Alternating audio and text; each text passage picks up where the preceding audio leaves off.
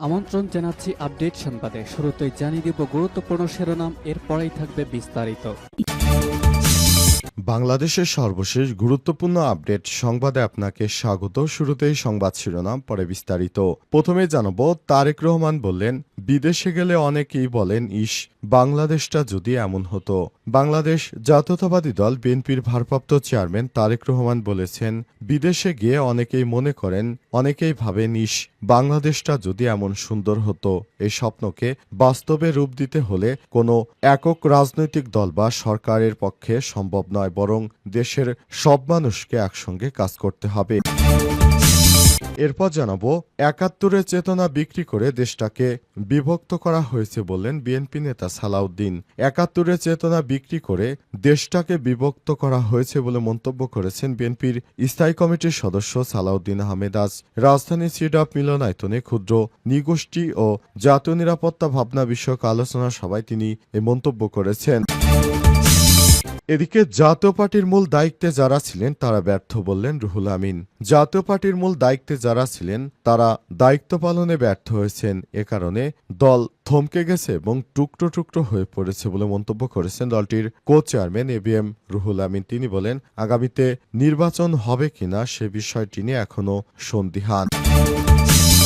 এদিকে ফ্যাসিস্টের শেষ পরিণতি মৃত্যু হয় কিংবা হয় পলায়ন বললেন মাহমুদুর রহমান। যারা ফ্যাসিস্ট সরকার থাকে তাদের শেষ পরিণতি হয় মৃত্যু অথবা পালাতে হয় দেশ ছেড়ে। শেখ হাসিনার ক্ষেত্রে একই ঘটনা ঘটেছে বলে মন্তব্য করেছেন আমার দেশের সম্পাদক মাহমুদুর রহমান।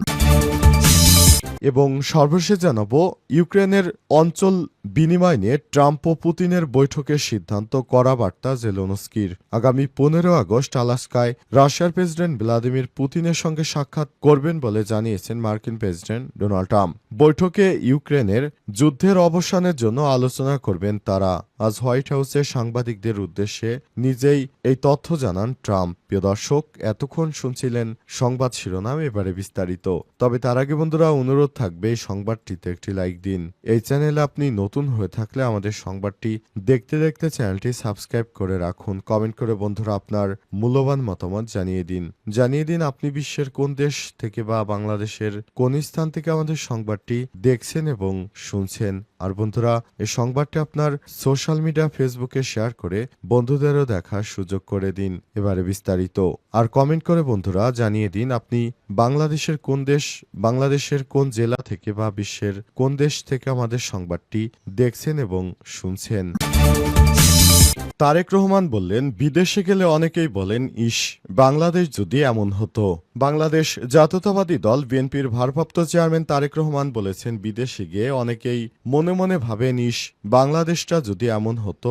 এই স্বপ্নকে বাস্তবে রূপ দিতে হলে কোনো রাজনৈতিক দল বা সরকারি পক্ষে সম্ভব নয়, বরং দেশের সব মানুষকে একসঙ্গে কাজ করতে হবে। আজ রাজধানীর কাকরাইল ডক্টরস অ্যাসোসিয়েশন অব বাংলাদেশের ড্যাবের জাতীয় সম্মেলনে ভার্চুয়ালি যোগ দিয়ে তিনি সব কথা বলেছেন। বিএনপির ভারপ্রাপ্ত চেয়ারম্যান বলেন, আমি গ্যারান্টি দিয়ে একটি কথা বলতে পারি যে দেশগুলোকে ভালো হিসেবে তুলনা করি বা ভালো হিসেবে বলি, উন্নত দেশ হিসেবে বলি, আমাদের আশপাশেও কয়েকটি ভালো ভালো দেশ রয়েছে। আপনারা যখন সেখানে কাজে গিয়েছেন একটি হলেও ছোট দীর্ঘশ্বাস ফেলেছেন ইস, যখন সে দেশে রাস্তায় নেমেছেন, এয়ারপোর্ট থেকে বেরিয়েছেন, কোথাও গিয়েছেন, আশপাশে দেখে ভেবেছেন ইস, বাংলাদেশটা যদি এমন করা যেত।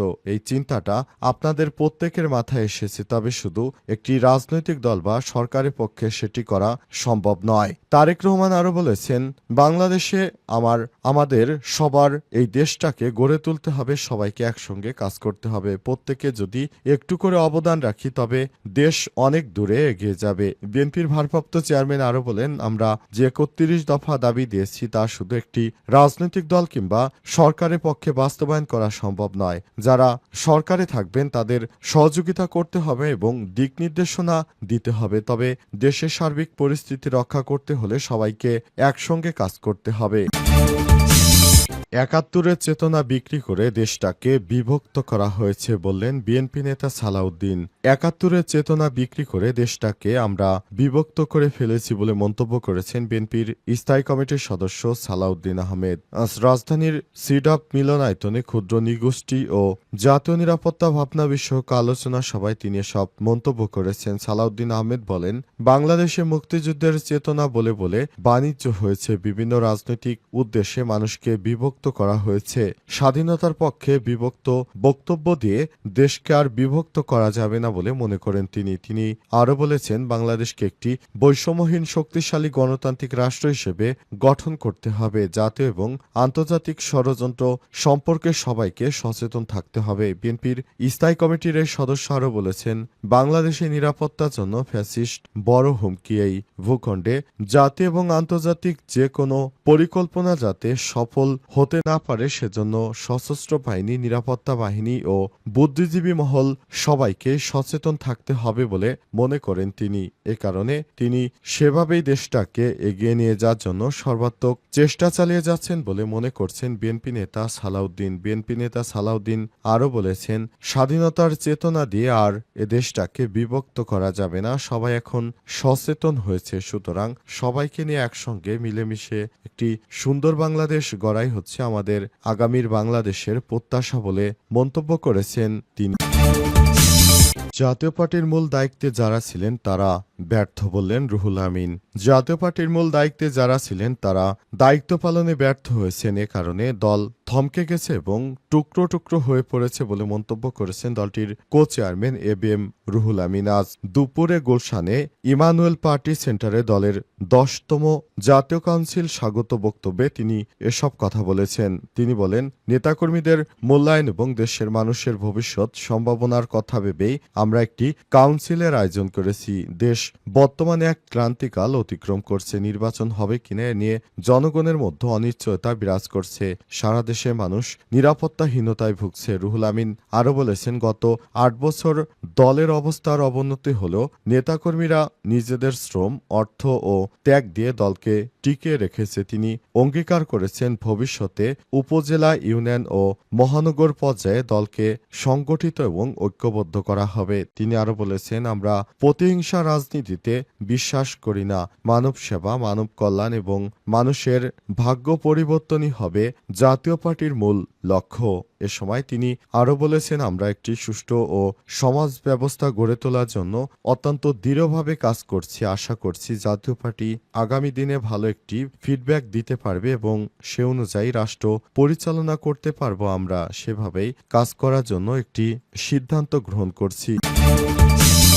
ইউক্রেনের অঞ্চল বিনিময় নিয়ে ট্রাম্প পুতিনের বৈঠকের সিদ্ধান্ত কড়া বার্তা জেলেনস্কির।